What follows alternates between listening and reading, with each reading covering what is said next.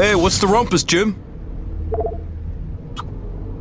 Oh, that's real pretty. Good range, good punch. That's a go-to gun right there.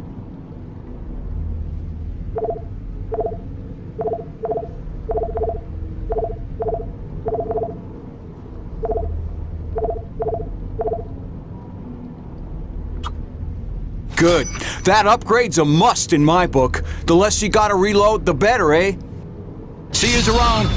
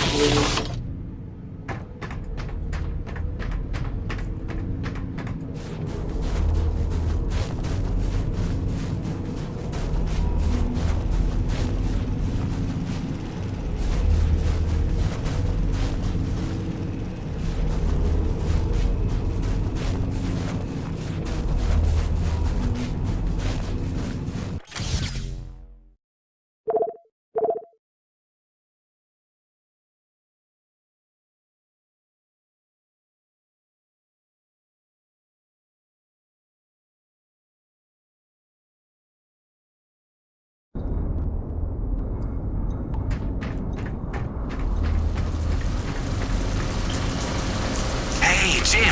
How's Hank? Sprouting up like a beanstalk.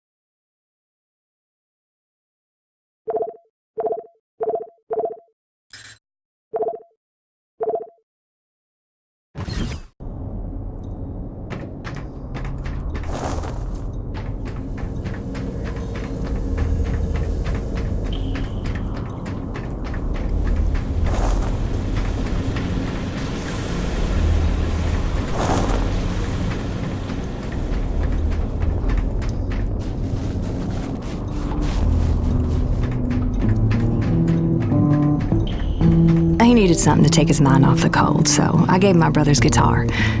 For never having taken any lessons, he's damn good. Listen.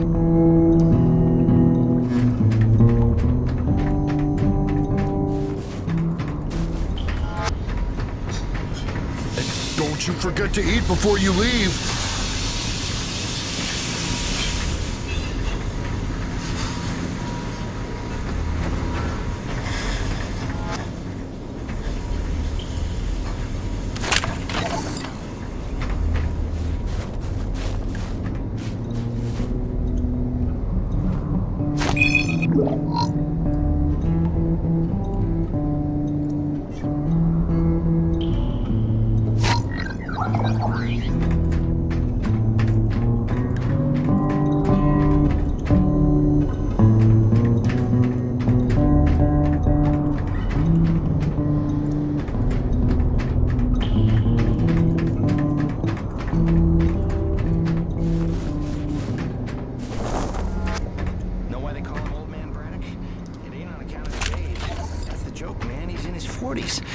Guy's been so stressed out since he's been running this operation, he's put in a dozen years in a matter of months.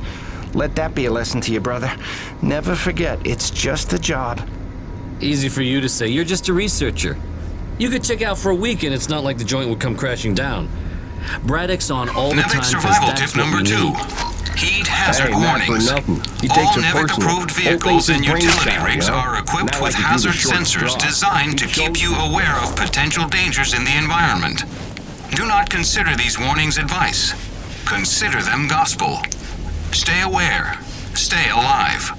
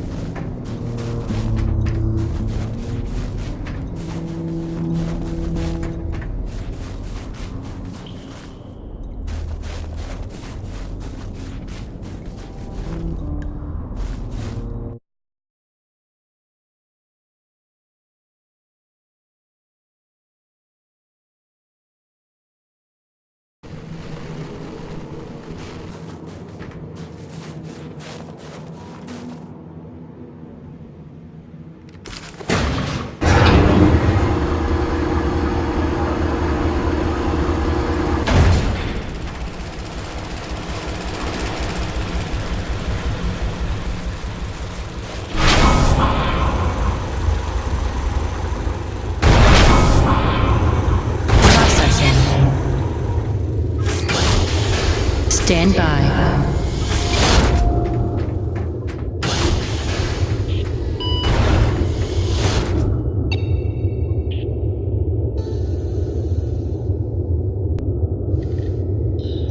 Dr. Kovac never settles for mediocrity when greatness would do. His naysayers simply envy his talents, I think. Like Dr. Roman. She could achieve as much as Dr. Kovac if only she wants so. What is the word I'm looking for? Ethical. Can you imagine?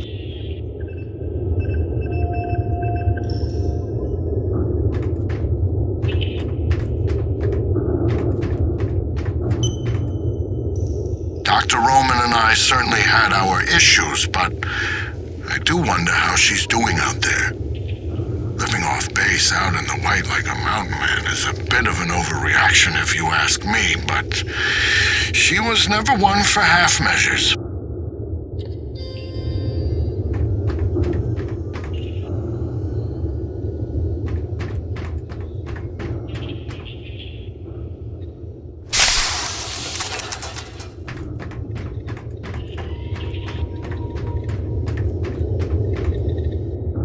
Exposure to the extreme cold reduces blood flow and constricts your blood vessels, reducing your circulatory system's overall volume and increasing your blood pressure.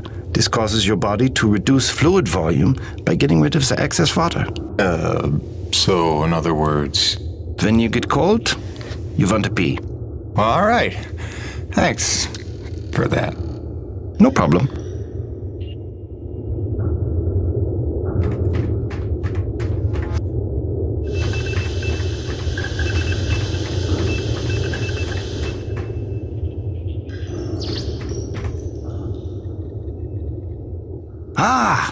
As you are undoubtedly aware, I've been tasked with rendering thermal energy a viable and cost-effective power source.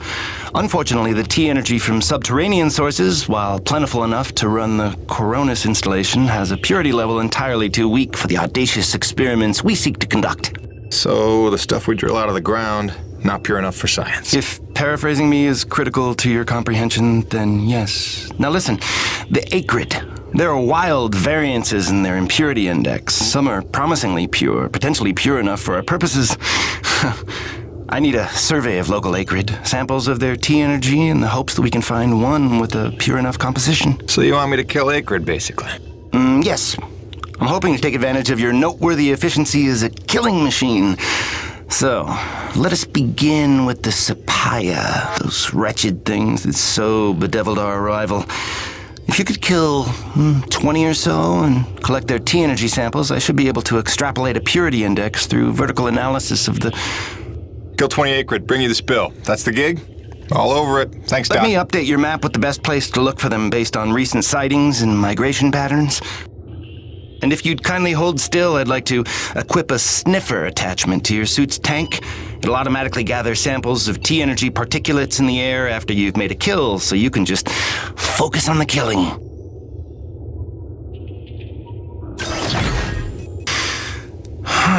Such pitiable incuriosity.